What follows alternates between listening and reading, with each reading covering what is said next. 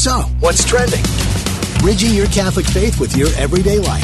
You're listening to Trending with Timmerie on Relevant Radio. Hello, good evening, and thank you for joining us after that wonderful Cale Clark show. I always enjoy listening to Cale. This is Trending with Timmerie, only I'm Stacy Trasancos, filling in again for Timmerie. I'm always happy to do that, and I love coming on her show and discussing with you some of the trending topics of the day. I guess you could say this is just for today, Trending with Trasancos. I know it doesn't have the same nice ring, but anyway, this is Stacy Trasancos today, and I'm always looking forward to talking with you. Got a couple of things I want to talk about today. What we have decided are the trending topics of the day, always putting a Catholic filter on everything, analyzing everything in the light of faith. I love it when we take topics that are popular out in the rest of the world and look at it through the lens of our faith. It's a really fun way to live. Today we're going to talk about just a few things. We're going to talk about obedience, okay? That big, bad, misunderstood word, obedience. Charles Chaput, the Archbishop Emeritus of Philadelphia, has a really great excerpt at First Things that came from one of his talks at the Napa Institute Summer Conference that just happened a couple of weeks ago. The conference was All Things Made New, and he gave a talk and then wrote this article about obedience and what it means in our world today to be obedient. This is a virtue. Obedience is a virtue. In the Marian consecration, we talk about the virtue of blind obedience, which is always a fun thing to talk about. It's like, what? What does that mean? We're going to come back to that in just a minute, because I want to spend a good amount of time right up front of the hour to discuss this, just to sort of set the stage. But then we're going to talk about NFP. Talk about obedience, right?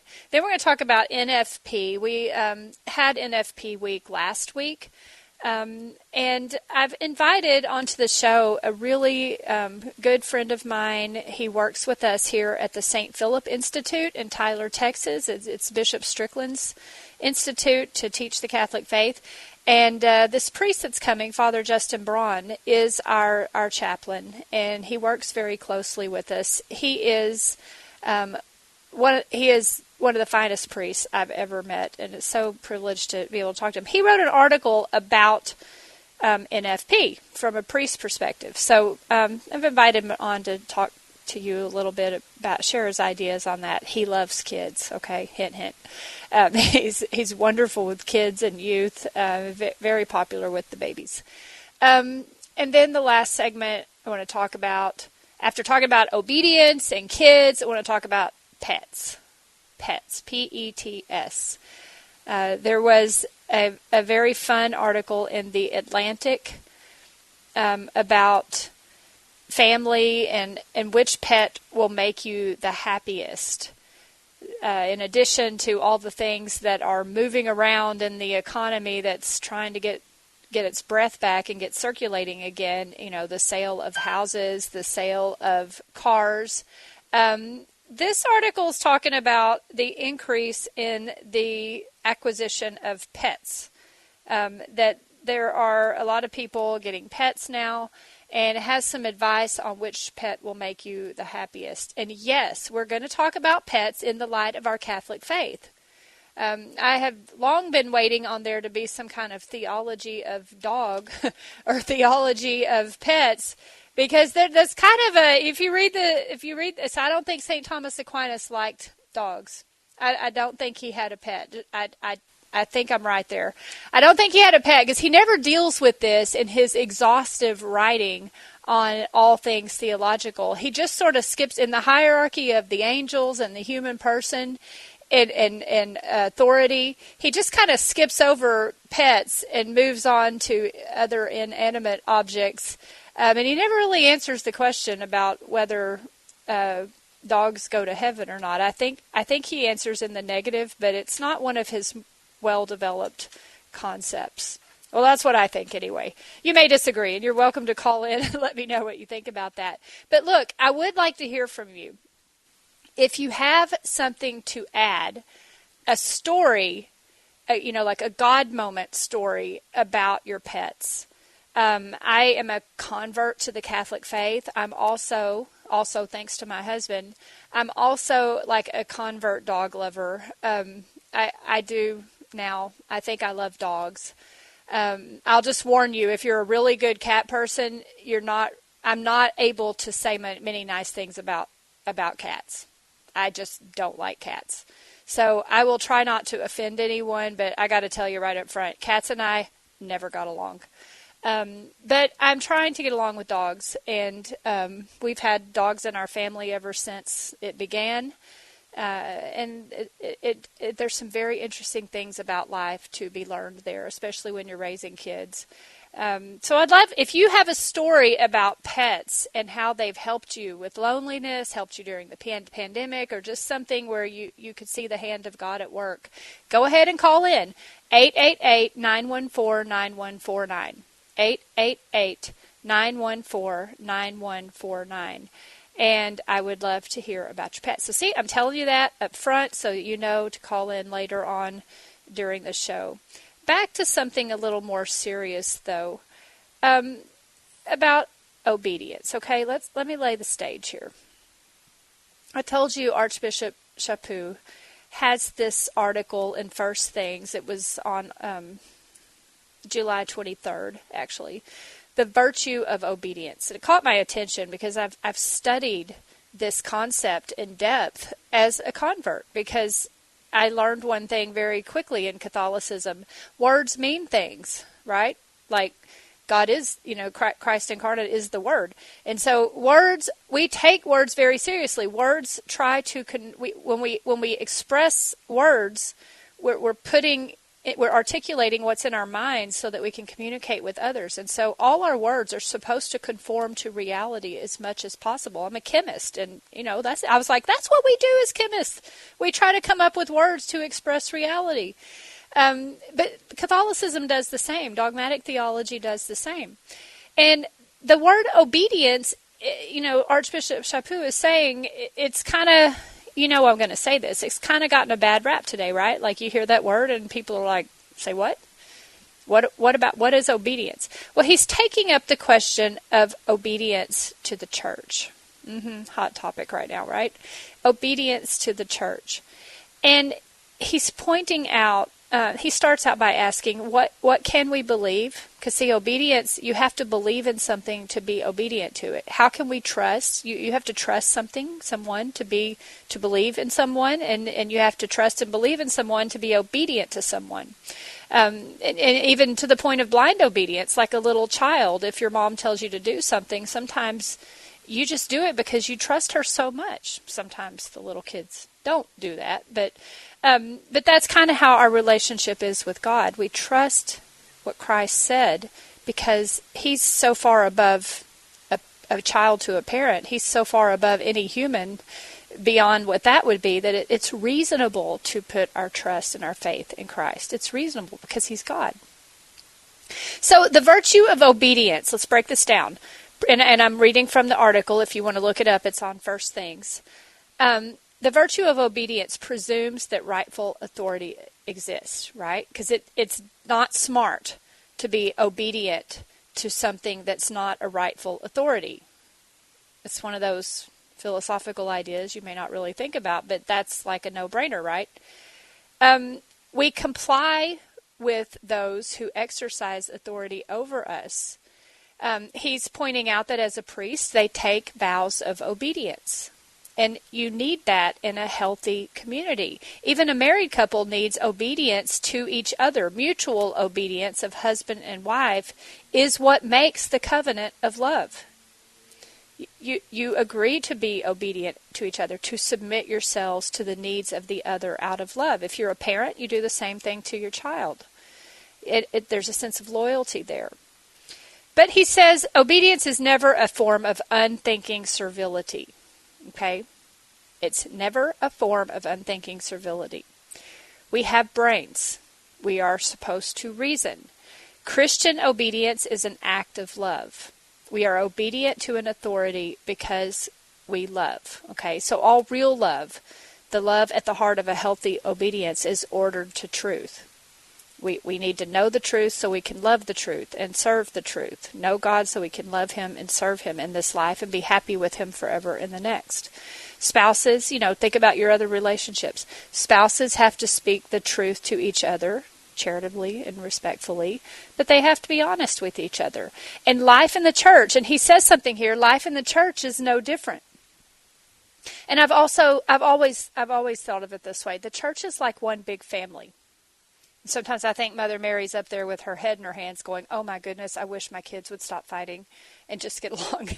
But the church is like one big family, and families all have problems. But there has to be a healthy sense of obedience. Think how bad the problems would be, or how bad they actually are, in families where there isn't a clear hierarchy of obedience, if you get that all messed up. And so the church, he's saying, I'm developing his ideas, the church is the mother, right? Why do we need the church? We need the church, I'm quoting him, because Jesus Christ founded her to be his witness and to continue his work in the world. We need the church because she's the living body of Christ in human affairs. She's our mother and teacher in what it really means to be Christian. She's the guardian of the Word of God. For Catholics, she's our sacramental home where we find the source and summit, the joy and consolation of our Christian life, the Eucharist. She's the community of believers, encouraging, correcting, and supporting each other. She's the pilgrim people of God across borders and centuries, leading the human heart to where it can finally rest in the love of its Creator. I just think that's so beautiful. That's what the church is. And so we are asked to be obedient to the church. So it is with families, so it is with nations, so it is with peoples, so it is with the church. But we also have a memory, okay? Bring in another concept to remember. We also have a memory in our survival. Memory matters, and so it is with individuals. Memory is the soil out of which the present and the future grow.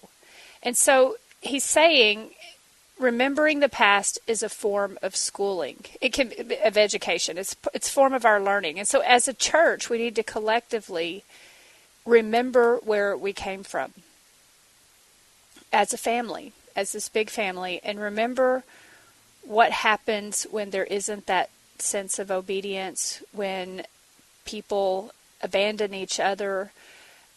We have to remember, and even in these times now, there's plenty of problems going on now, but there always are. We have to remember that God does not abandon us. And he ends the article by talking about two situations in the memory of the church. In 1521, 500 years ago exactly, when Martin Luther refused to be obedient, refused to recant his teachings at a very public and dramatic meeting in Germany with Charles V and the Holy Roman Emperor.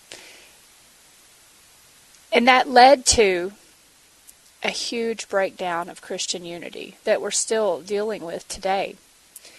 And he recalls another memory 11 years ago for Archbishop Chaput that he gave a talk at a Baptist university, a Catholic bishop giving a talk at a Baptist university, and remarking how welcomed he was, and that there was unity among the Christians, even though they weren't all Catholic. And he says the lesson today is that there are still things that divide us. There are still things that we argue over. And we have to deal with them. Families have to deal with their problems. We need to respect our problems. But we also need to be obedient to the truth of Christ. We need to at least be obedient to Christ's command to love each other. I know, and I feel like sometimes that's like, okay, but what does that mean? And to find ways to work together to serve the gospel. And know that Christ is renewing the church. God is renewing the church. He accomplishes it through us. So what does that mean? So if you get to the end of this article, you're like, I was waiting for some big insight here. The insight is profound and simple. This ways of finding ways to work together. I work for Bishop Strickland in the Diocese of Tyler, Texas. It's a fairly small diocese, and I'm new to working in the church. I worked for DuPont. I stayed home for 15 years with my children, and it's a long story, but I now work for for the greatest bishop in the world, Bishop Joseph Strickland, who I love dearly as our bishop. He is a strong leader, and I'm happy to be obedient to him because I trust what he asks us to do. But even working in such a wonderful place like this, there are differences of opinion. There are differences in skills and differences in what we can do. The development department and the institute and the finance department. You know, sometimes we all have different ideas about what the priorities are and who should get what, especially, I'm just saying, when it comes to money matters, you know, like anybody. There's arguments over it. And I'm constantly saying, Deacon Keith Fournier works here too, from Catholic Online. And he's got a lot of experience. And he's constantly telling me, this is one work. This is one work. We are all in this together, and he's talking about the diocese, but really he's also talking about all Catholics, all Christians, all peoples. We're in this together, and we've always got to keep finding ways to work together. And what does that mean? Well, I don't have enough time to get into all of that. This is just Stacy Trasancos speaking now. You know, I'm a chemist. I was a materialist. I didn't realize how much of a materialist I was until I converted to Catholicism and realized I didn't know how to have relationships with people because I thought of them as atoms and molecules. Isn't that horrible? Oh, even my kids were like, I love you, you little highly complex composite system of atoms and molecules. I don't know why I love you, though. And it's taking me years to figure out how to form healthy relationships because I just didn't know how. I think a lot of people are like that. But I'm constantly, in my leadership at the Institute, working with people, I'm constantly asking myself, how do we work together? I'm constantly asking other people, how do we work together? Because sometimes I just need to shut my mouth and listen to what the other person's saying. Sometimes there's a power struggle, and I need to let it go and sidestep it and listen to what the other person is trying to say because they feel that way for a reason. And sometimes I do think people are trying to take advantage of me, and I have to be able to say, okay, I'm not going to burn a house down over this, but I'm not going to let anybody try to take advantage of the situation either. And especially, you know, having this system here, even here at the Institute, there's a hierarchy in obedience. And the last point I want to start wrapping up with, there is a freedom in being obedient. I mean, in my relationship with my husband, I know he's got my back, and he knows I've got his back. And it took us a long time to get to that point. There was a time when we had a lot of trouble in our marriage. We've had hard times. We've been on the brink of, I just can't do this anymore. And we've worked through it. It's the only reason I can talk about it now. But, you know, I used to think we had to have the perfect Catholic marriage, and I understand now that you have problems to work out. But obedience was part of it. A marriage therapist, asked me, do you believe he's got your best interest at heart? And I had to stop and think about that. And he asked my husband the same thing. I'm like, you better say yes. But it made us wake up, you know, like, what if the other person doesn't think that? We got to fix that. And it's an obedience thing, because you're not going to be obedient to each other if you don't think the other person has your best interest at heart. And we do that here at the Institute. If somebody disagrees, but it's because we have the best interest of the Institute at heart, well, then we can trust that person. We can trust listening to that person. But ultimately, if Bishop Strickland says we're doing this, we trust him because we know Bishop Strickland is absolutely obedient to Christ. And we know that about him because we hear him say it every day. He has in his boardroom, he has a large crucifix standing on the table right in front of him, so it's the only thing he's looking at when he's having meetings. Everything comes to him through Christ. And we know he's obedient to Christ, and we know we can be obedient to him. And I've even read in Aquinas that when we get to heaven, if we get to heaven and we have our glorified bodies, our atoms and molecules, our elements that make up our bodies, will be obedient to our will because our will is totally conformed to God's will at that point. And that's a topic for another day, but see how the hierarchy of obedience, I mean, that's one thing that I really thought, I mean, it's like I can just tell my atoms and molecules how I want my body to look when I get to heaven, and they'll be obedient to my will. Well, yes, because if you're in heaven, your will is conformed completely to God's will. So it would be good and right, whatever it is. But there is that conforming of your will to the thing that you're obedient to. And that's what Archbishop Chaput is talking about here.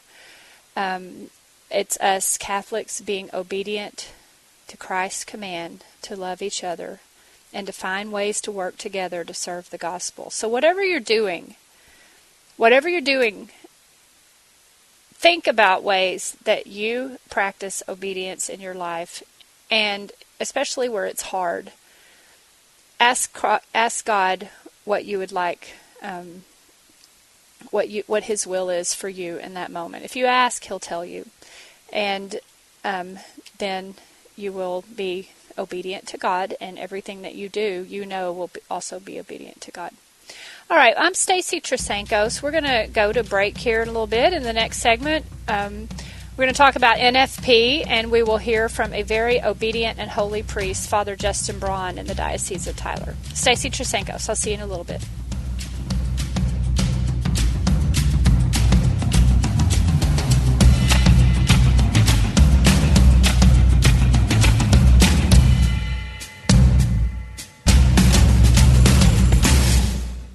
Catholic Order of Foresters is proud to sponsor the Relevant Radio studio line. For information about employment opportunities and flexible premium life insurance plans, visit relevantradio.com/forester. Bridging your Catholic faith with your everyday life. You're listening to Trending with Timmerie on Relevant Radio and the Relevant Radio app.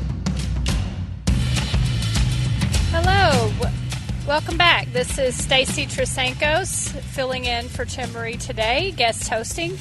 And it's wonderful to be here with you. We were talking in the last segment about the virtue of obedience. And, I hope if you listened to that whole segment, you enjoyed it, because I think if you're going to talk on the radio and take people's time, you need to not be boring. You need to be interesting. But let's face it, how many people would tune in and say, oh, hey, I want to listen to a radio show about the virtue of obedience? That just sounds so boring. But it is one of these beautiful things about our Catholic faith, that it's actually a very, very, very rich word with lots of meaning. And if you think about it and think about what it means, I like to teach this to my kids. I hope they internalize it. It really can change your life. I'm not kidding. If you think about what that word means, obedience, it can change your life. So just to segue then, I want to talk again. I know we were all inundated with NFP last week, but I want to switch over to talking about NFP, because it is a certain kind of obedience when we're talking about chastity in marriage, and what that means for us as Catholics to practice NFP and be obedient to the will of God, conform our wills to the will of God, and how we practice NFP together in our marriage. There's an article, so let me just tell you where this article is. So I am the executive director of the St. Philip Institute in Tyler, Texas. This is an institute our bishop founded to teach the Catholic faith in Texas and beyond the diocese. And so we spend all our days thinking about how to lead people to Christ, which makes it a pretty cool job. Our chaplain is Father Justin Braun, and our diocesan online magazine, our publication, is called Catholic East Texas. Catholic East Texas. You can find it on the St. Philip Institute website. And Father Justin Braun wrote an article about NFP from a priest's perspective, which just begs a whole lot of questions. He wrote an article last week and published it, and we were so honored to have him write this. He's talking about, I'm just going to tell you a few things in the article. And what does a priest have to say about NFP? It's something that we talk about a lot. How do priests talk to couples about NFP if priests don't really know what it's like to have to practice that kind of obedience to a spouse because they don't get married? How do they talk to couples about it? Especially, how do they talk to couples about the physiological aspects that can, be kind of weird to talk about if you're a celibate man with a couple? But Father Braun was talking about NFP through a priest perspective, and it's not really what you would expect, if that's what you were thinking about. He is a priest that loves children. Every time I see a picture of him on Facebook, or every time I see him, he's very attentive to the children in the room. He's got children around him. He's performed lots of baptisms, celebrated lots of baptisms, celebrated lots of weddings. And he wanted to comment on NFP through his eyes. And so he's talking about how he went on a vacation with some of his family. So he has sisters that have children, lots of children. He's got, I've lost count of how many nieces and nephews he has. But he has a lot of children. He went on vacation with all of them. And he was talking about how one morning he woke up and he was inundated with all of the children in the room. So like the parents are still in bed, and he wakes up, and knowing that children are part of his priesthood, he wanted to be there for them, be there for these children, and do something for them. And so he's there. He's got 8 kids under the age of 10, and he's trying to figure out what to do with them in the morning because none of the adults are up yet. And so he has to break out. He was having his nice, quiet moment where he's studying the Bible, praying, and he wanted to have a little time to himself, but he didn't get it because the kids woke up. And so he says that, he was a little bit, like moms know so well, a little bit interrupted and a little bit upset because his quiet time got interrupted. But as you know, and you know how this story ends, as he goes on throughout the day, he finds that being open to the craziness of life that children bring. So, he's suddenly going from Bible study to figuring out how to turn on children's programming on a TV that you don't know how it works, trying to fix the volume level, trying to get 5 different bowls of different cereal together and figure out who wants milk, who doesn't want milk. And, an hour and a half later, he's still hanging out with these great kids, laughing and making fun and doing, not just having fun, but also breaking up skirmishes as they argue over things. So life kind of took over, right? Life takes over. And he was saying that that's kind of how it is with NFP, that you can have your perfect plans. You can think that you're going to plan out your family and decide how many kids you're going to have in your family in your lifetime.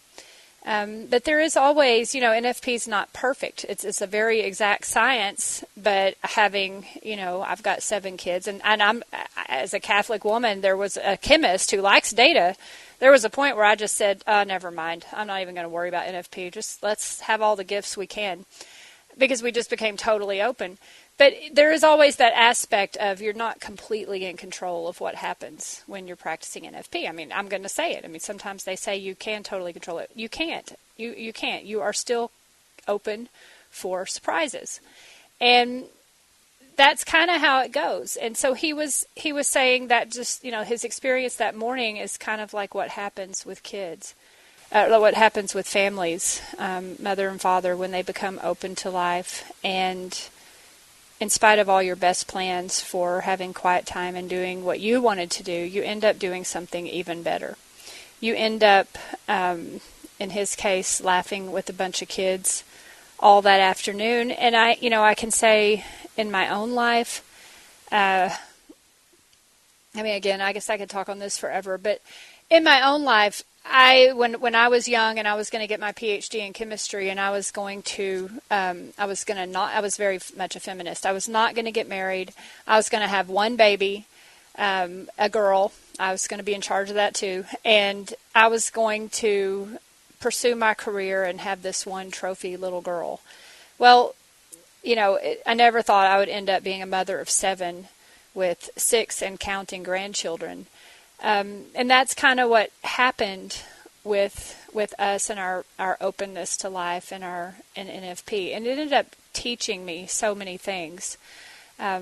It's like anything. When you follow and you're obedient to the will of God, you're never quite sure where you're going to. We were talking about this when I was on Monday. You're never quite sure where life is going to take you, but if you are following God, even if you can't understand in the moment, even if you're panicking in the moment, I had a fourth child in 5 years, so I had that moment of panic when I'm like, I can't do this, God, I can't do this. That beautiful little child's now 13, and yeah, I absolutely can do it. God asked me to do things that are wonderful, and He didn't ever ask me to do more than I can do. So, I just love this approach, and just Father Braun is a lot like Bishop Strickland in that he just sticks to the profound, simple truth, and leads his people that way. And I think we have him here on the line to tell us a little more in his own words about his a priest's perspective on NFP. Hello, Father Braun. Hi, Doc. How are you? Doing great. Thank you so much for taking time. I know you're very busy right now, but we appreciate you being here to talk to us about your perspective on NFP. I was telling the audience a little bit about your episode with all the kids and the cereal and your messed up study time. Yeah. What is your perspective on NFP? So I think it's not a silver bullet, because I think that does tend to be an idea out there in the Catholic world, is that this will solve all of our problems. But I think it may be, as I stated in that article, the most profound witness of total trust in God. And I think the challenge we need to be willing to enter into with people is saying that's totally trusting God is what Mary said when she said, "Be it done unto me according to thy word." And NFP brings out the selflessness of a husband and a wife in a way that I really don't think anything else does. You've been married to a wonderful man for quite a few years, and I'm sure when you guys went to that mental place where you said, okay, we're going to do this. We're going to trust the Lord completely with our fertility, and we're going to cooperate as rational, intelligent adults, but we're really going to trust that the Lord will give us everything we need. Yeah. It changed your whole life, right? Mm-hmm. Yes, absolutely. And I think that's the beauty of natural family planning, is that it permits us, it permits lay people in the married state to enter into an act of deep faith, hope, and love with one another, and trusting that God is going to give them all the supernatural gifts and graces they need to live it. But I've had a lot of weddings. I think I've talked to you about that before, Doc, that, being a youngish priest, but having a lot of marriages and doing a lot of marriage preparation and seeing the culture that a lot of our young people are coming out of. My perspective on NFP has become more and more a perspective of, I want to give you something that will maybe heal a lot of the wounds that came from the culture that you were raised in. Mm-hmm. Does that make sense? Yes. Yeah, you say that in your article. Our culture tells couples that marriage is really just about feeling good, having the most likes on your social media posts, and really never doing anything that requires hard work or sacrifice. Yeah, well, I appreciate that. My office with my computer is being used, so I couldn't look at the article. But yeah, I think that's kind of the neat thing. Yeah, it's like these young people come to us with, sometimes, grandma and mom are just pushing them through the door, but still, that's an opportunity to challenge them with the lesson of love that the church offers through natural family planning, and that fulfillment. I remember very distinctly a couple I was preparing that said, "We have no intentions of having children for 5 years." And I said, okay, that's really not actually going to let you get through the doors of the church for your marriage, because you're stating that you want to do something contrary to the teaching of the church. So let's talk about why 5 years. And we broke down that conversation. It's, I've school debt, a sense of calm in our life. We hope that we've traveled enough by then, and that, all these things. So they're trying to set all their deck chairs in a row. And I'm like, yeah, well, the Titanic's already sinking, guys, because you're making choices about a future that you don't even know if it will ever happen. You know, you may die in a car accident. She may get cancer. You may get, so I said there's a real lack of trust in God that's evidenced by this. So let's think about it a little bit differently. And, walking through that, and it sometimes takes meeting with the couple one-on-one a number of times. Sometimes it's just hearing it one time, and they're like, oh, I guess we need to really think about what that means to be open to life as a married couple. Because the church is not offering something to you that's impossible, but the church is offering something to you that's certainly going to challenge you to be to use the Matthew Kelly term, the very popular term, to be the best version of yourself. Yeah. And gosh, I mean, again, I just picked up the last part of what you were saying. Like when you guys opened yourselves to life more faithfully and fully, it was 4 kids in 5 years. And only because of the grace of God are you and your spouse able to stand here today and say, yeah, we did it, and we're very thankful to God that we changed our lives. But NFP, when it's presented in a compassionate and faithful way that the church actually presents it, I think there's very little else that we need to really say in terms of, hey, what the church envisions for you and your family is the most beautiful thing in the world. And it's not without its faults, and it's not that every cycle is going to be normal and all that. We joked about how we need to get away from words like mucus and all these things that are part of the NFP conversation. And sure, as a priest, we don't always, I know you're like, you've been listening to me. Yeah. I use that in formation with my engaged couples, and it gives them a sense that I have some credibility. I've actually studied NFP. I'm certified to give a introductory level course, but I've got two sisters that have practiced. And I've got two sisters that have practiced NFP basically they have their entire marriages. One, had the old Catholic rhythm method, and then realized, oh, well, this isn't really helping us even to, because she had irregular situations.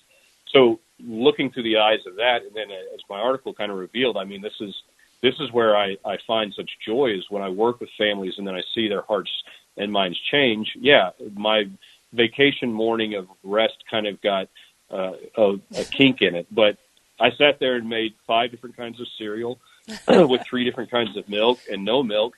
But that's what you do every day, So I'm just getting a little glimpse into what that life looks like when I do something like that. But I'm profoundly moved that NFP made that possible. Like my friends would have not had 4 kids in 7 years of marriage, or the others had 4 kids in about their first 8.5 years of marriage, had they not been open to the beautiful teachings that the church offers through NFP. Yeah. It's so true. I mean, Deanna Johnston, our director of family life, she sometimes laughs because here we are talking about NFP, but we're talking about how many kids we all had. And, it's almost like, wait, are we saying it doesn't work?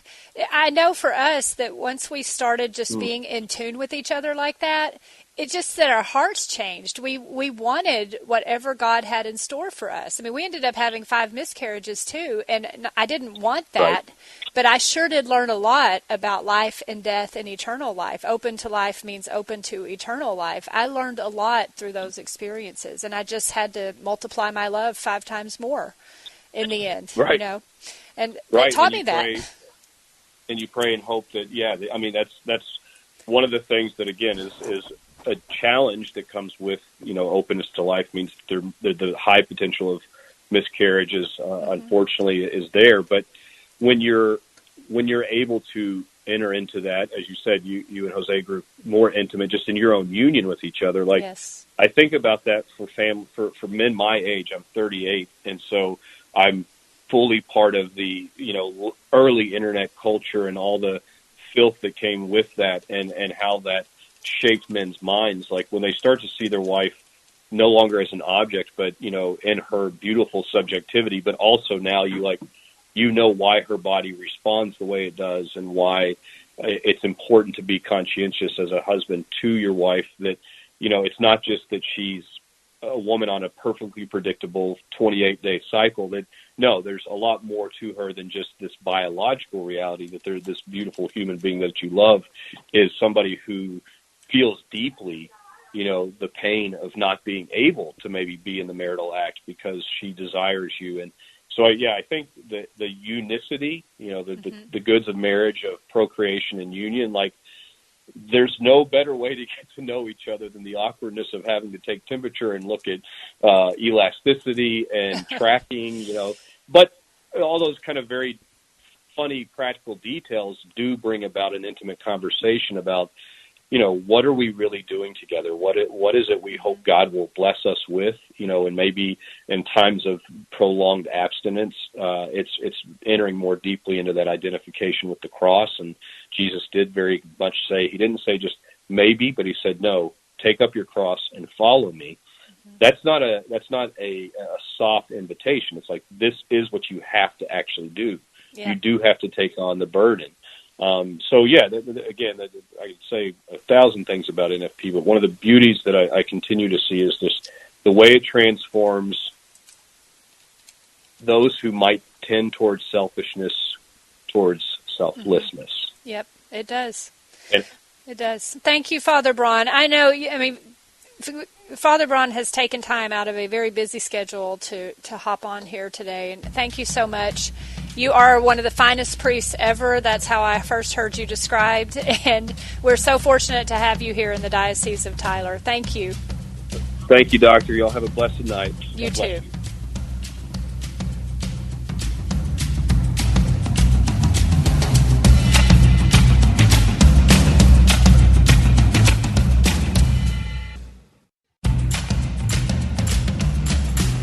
So, what's trending? Bridging your Catholic faith with your everyday life. You're listening to Trending with Timmerie on Relevant Radio and the Relevant Radio app. Hello, and so what's trending with Trasancos today, because I'm filling in for the lovely Miss Timmerie. What's trending right now is which pet will make you the happiest. This is an article in The Atlantic, and we're putting our Catholic twist on it. Which pet will make you the happiest? I said at the beginning of the show that I'm not only a convert to Catholicism, I'm a convert to dogs. I have not yet converted to liking cats. I can't find it in me, and I'm sorry if you love cats. Please don't send me hate mail. I just can't do cats. But dogs, I'm learning to like. And this article is pointing out that, let me give you the number here, that according to Puppy Spot, a web-based dog broker, the price of purebred puppies rose by 36% in 2020 because of the pandemic. About 12.6 million U.S. households got a new pet last year. So lots of pets are being obtained because of loneliness, lockdowns, quarantines, and a lot of people have opted to get a pet. And this article has some good tips on why you might get a pet and why you might not, to help you think it through. The tips, I'll give them to you real quick. Get a pet that matches your personality. I'm not going to comment, I'm just going to tell you them. Consider your motive. Don't get a pet just because it's a status symbol. Consider your motive. Think ahead. Puppies grow up. So do baby iguanas, whatever pet you're getting. They grow up and you have to take care of them. It's a commitment for a long time. So those are the three things. Get one that matches your personality, consider your motive, and think ahead, plan ahead. It's kind of basically the same stuff your mom and dad tell you when you're little and you say, I want this puppy. And they're like, well, you need to think about your reasons. But just to, I want to tell you a story real quick because we don't have a lot of time, but I need you to understand this story. I wasn't a dog person, okay? Long story short, I've told you before, I was a materialist. I was not religious. I was into chemistry as far as you can be into chemistry. I worked for the biggest chemical company in the whole world, DuPont. I still do love atoms and molecules. I just now know that God created them. But pets to me back then were just kind of like other people, just collections of atoms and molecules. Pets were disposable to me, and I hate to say it, people were disposable to me because I didn't understand the rational soul or the Trinity or any of that stuff that Catholicism teaches you. Well, that's one reason I never could like pets because I just didn't know they would die, and I just didn't see the point. Like, why have a dog if it's just going to die? And I didn't understand how to take care of him. When I got married to my husband, who is also responsible for bringing me into the church, he also loves dogs. So, in keeping with our previous theme this hour about obedience, I'm like, okay, I'm going to give it a shot. And so we have always had a dog our entire marriage. But the dog we had at first, his name was Rufus, a hound dog. He was a Walker Hound, a Tennessee Walker Hound. Rufus put up with me, and I put up with Rufus. And there wasn't a whole lot of love between us because I didn't like the dog. He slobbered, and I didn't like slobber on me. He once ate my pasta salad off the cabinet, which really made me mad. And I banned him to the basement for a couple of years. But in the end, after 13 years of being with our family, in the end, Rufus had bone cancer. And the day he died, he hung on all day long. I mean, he couldn't walk. He couldn't go to the bathroom. He was, urinating on himself. And he was just stuck in the foyer where you come in from the garage. And he was just sitting there. That dog held his head up all day long. Could barely breathe, dying. Held his head up all day long to be there present with me and the children. And when my husband got home, not 5 minutes later, I'm going to cry even talking about it, not 5 minutes later, Rufus laid his head down and took his last breath. He was just waiting for the family to all be there. He was waiting for my husband to get home, I have no doubt. And, I've thought ever since, Aquinas' theology doesn't really take into account dogs. And I still don't quite understand where the more intelligent cats, I don't think they're anything but atoms and molecules. But dogs and the more intelligent animals, I'm not quite sure where they fit into this hierarchy of creatures, right? Because I do think there are animals that have some intelligence, but I'm not using that word in the same way that we would talk about intellect and free will of a rational soul. I know dogs don't have rational souls, but they are ruled by their instinct. I mean, Rufus, no matter how much he loved us, he probably wouldn't have given up his lunch if one of us were starving. He might have. I don't know. He might have.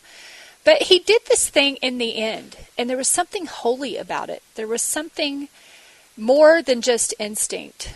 And I still quite don't know what to make of that, except to say, I rethought my whole relationship with Rufus. Like, that dog was more faithful to me than I was to him in his lifetime. I didn't much care for him, but he loved our children. He loved us. He loved his family, and he did everything he could to show us that. I mean, he held his head high.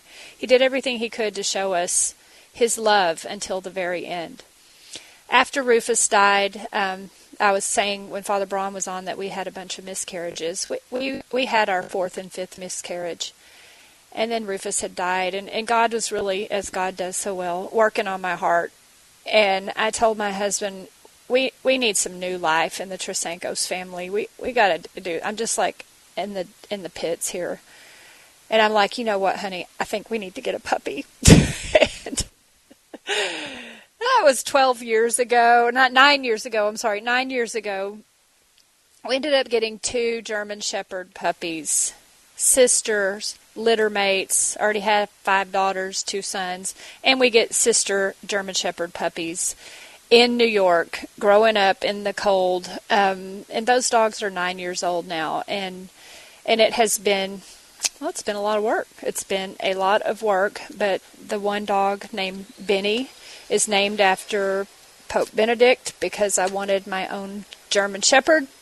And Benny fits all of these things that we are hearing in the Atlantic article. Benny matches my personality. That dog and I have walked many, many special miles together.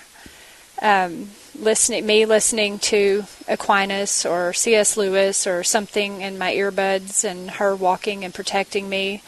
I walked 161 miles while listening to the trilogy of I just lost it. So I walked a lot of miles with Benny, my German Shepherd. But we did the second part of this, consider your motive. We did consider our motives. We were trying to bring some life into the family, and we did think ahead because we were very well aware at that point that a dog is a long-term commitment. And so that's just another openness to life. So if you are out there thinking about getting a pet or a dog or a cat or an iguana or a snake, because you're lonely because of the pandemic, the Atlantic has some good issues. But even in something like that, you say to God, God, give me the grace to do your will. And you try to conform your heart and mind to God's will. And God will even work through your pets. God will draw you to himself through anything in your life. You pray for a dog. Yes, pray if you're wanting a pet, don't pray for a cat. But pray for a dog, and God will grant you one. I'm Stacy Trasancos. Always a joy to be with you. Thank you so much. Have a great, wonderful evening, and Timmerie will be back with you later. Thank you. Good night.